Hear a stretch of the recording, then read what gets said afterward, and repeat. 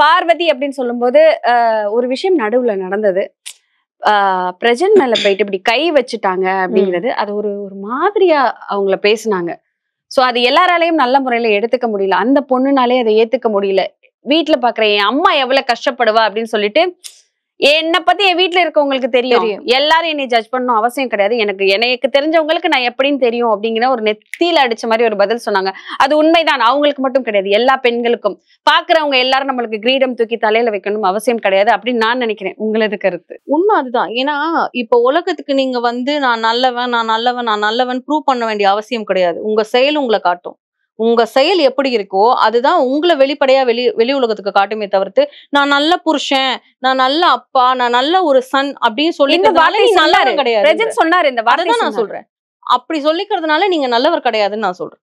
அப்படி சொல்லிக்கிறதுனால நீங்க நல்லவர் கிடையாது பிரஜன். ஏன் நீங்க வந்து அப்படி நினைச்சீங்கன்னா நீங்க சீரியலே நடிக்க முடியாதே. நீங்க சீரியல்லயோ எந்த படத்திலயோ ஹீரோயின் கூட நடிக்க முடியாதே. அது என்னுடைய தொழில் அப்படின்னு அவர் சொல்லுவாரு.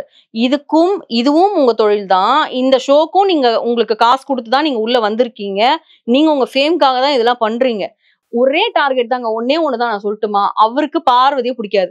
ஓப்பனா சொல்லணும்னா திவ்யா என்னங்க பண்ணிட்டாங்க பார்வதி? அவங்க வந்து கண்டென்ட் கொடுத்துட்டாங்க. அவங்கள தூக்கணும்னா இவர் அந்த இடத்துல தெரியணும். இவர் தெரியணும்னா என்ன ஆகணும்னா அவங்கள வந்து டாமினேட் பண்ணி எப்படியாவது அடிச்சு இப்படி கிள்ளி வெளியில எரிஞ்சிடணும்.